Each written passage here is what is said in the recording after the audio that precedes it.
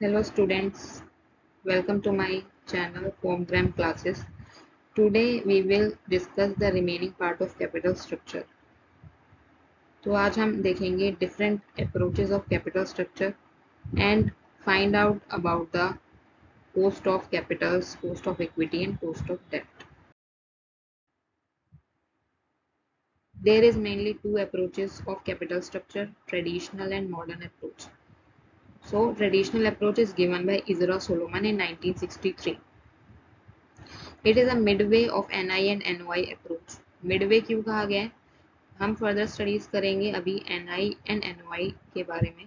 तो NI approach follow किया गया according to the given graph of traditional approach up to the point A.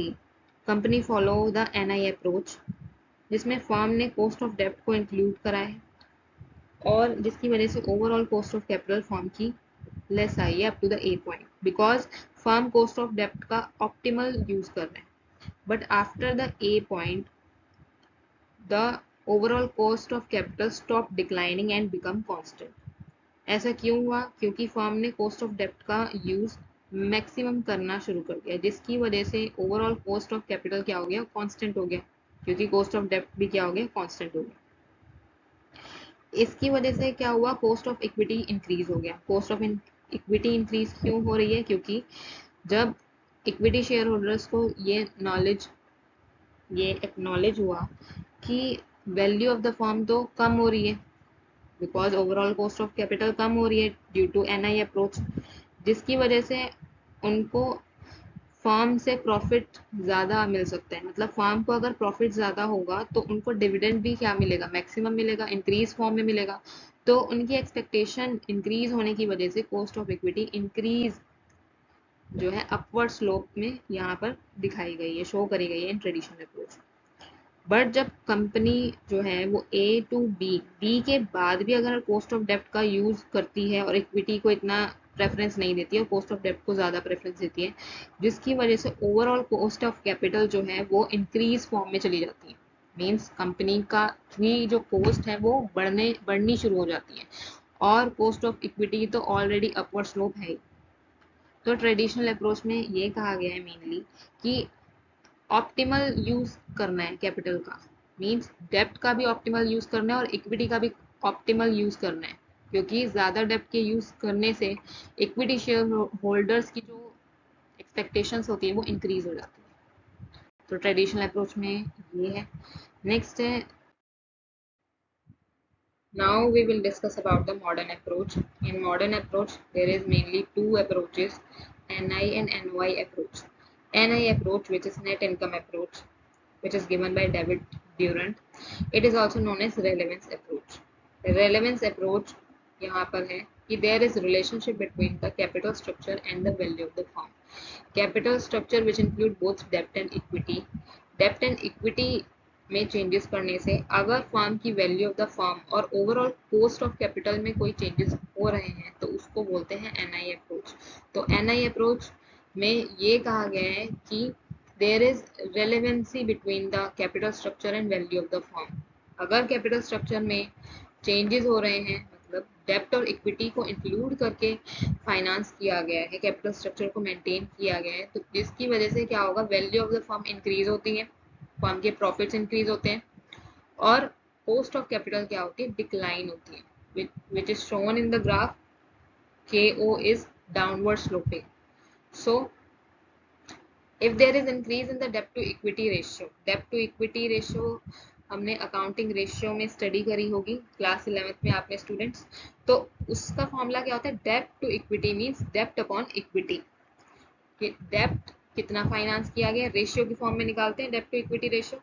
तो उसी अगर there is increase in the dept to equity means डेप्ट को ज़्यादा use किया जा रहा है इक्विटी से, तो इससे क्या होता है? Overall cost of capital declining होती है. बिकॉज अगर हम डेप्ट को ज़्यादा यूज करेंगे इक्विटी से तो क्या होगा? डेप्ट is a cheaper source of finance. तो उससे क्या होता है? फर्म को सिर्फ उसको चार्ज की तरह ट्रीट करना होता है. और अगर इक्विटी को ज़्यादा यूज़ करते हैं तो वोटिंग जो शेयर्स होते हैं, वोटिंग पावर होती है, वो क्या होती है? डिवाइड हो जाती है बिटवीन दी शेयर होल्डर्स. और उनके पास जो कंपनी के जो हेड्स हैं बोर्ड ऑफ डायरेक्टर्स हैं, सीईओ है, उनके पास लेस पावर्स होती है डिसीजन मेकिंग की। तो इसीलिए एक leverage form means which include both डेप्ट and equity in their capital structure.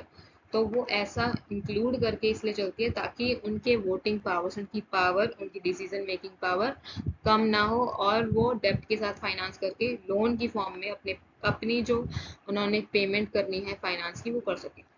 तो इसमें यही है कि NI approach which shows that there is relevance between the capital structure and value of the firm.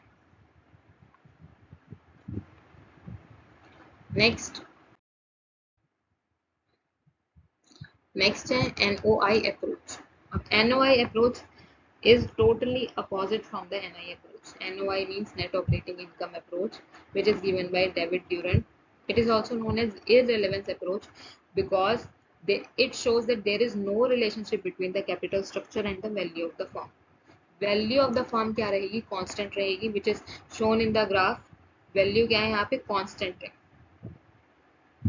elastic form में, elasticity है, there is perfect elasticity in the value of the firm and the overall cost of capital, which is WACC is also known as overall cost of capital, which is constant. तो इसमें NOI approach में ये है कि there is no effect on the value of the firm due to change in the debt of the firm.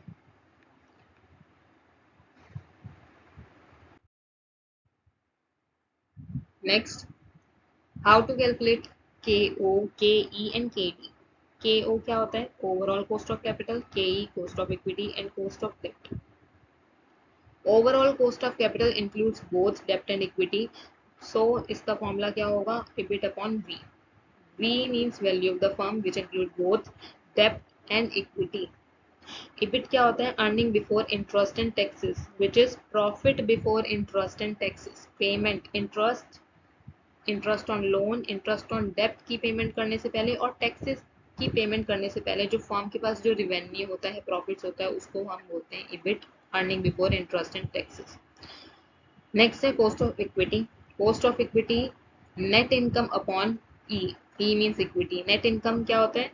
Firm के पास कितना amount, कितना profit left out है after paying interest and taxes, वो मिलता है cost of equity, means equity share holders को। Next है cost of डेप्ट। कॉस्ट ऑफ डेप्ट क्या होता है? Interest upon D. D means डेप्ट। इंटरेस्ट की पेमेंट जो भी करनी होती है डेप्ट को, उसको डिवाइड करते हैं बाय डेप्ट। नेक्स्ट हम एग्जांपल देखते हैं। EBIT in example, EBIT means in earning before interest and taxes is 3 lakh, 3 lakh, which is this amount is given in the question. Less interest. Interest calculate करने के लिए question में given होता है rate, डेप्ट का rate, जैसे loan का rate होता है वैसे ही डेप्ट का रेट होता है 8%, फिक्स रेट होता है because it is a charge against the profit. तो इसी रेट पर फर्म को पेमेंट करनी ही पड़ती है वेदर देयर इज प्रॉफिट और लॉस। तो 8% on ₹4 lakh. 4 lakh means firm ने कितना डेप्ट लिया है, फर्म ने कितना डेप्ट पे करना है, 4 लाख इंटू 8%। यहाँ पे इंटरेस्ट की पेमेंट होती है पर ईयर, तो 8% इंटू 4% इंटू 4 लाख करेंगे तो 32,000 आ जाएगा यहाँ पर इंटरेस्ट। नेक्स्ट क्या है? Net income. नेट इनकम कितनी है? रिमेनिंग जो नेट इनकम है वो इक्विटी शेयर होल्डर्स का पार्ट है, तो 2,68,000 यहाँ पर 2,68,000 यहाँ पर आया अमाउंट। नेक्स्ट है cost of equity. Net income upon E, 2,68,000 upon 26 lakh. ये 26 लाख का अमाउंट जो होगा वो क्वेश्चन में गिवन होगा आपको। इक्विटी और डेप्ट कितना है ये क्वेश्चन में गिवन होता है।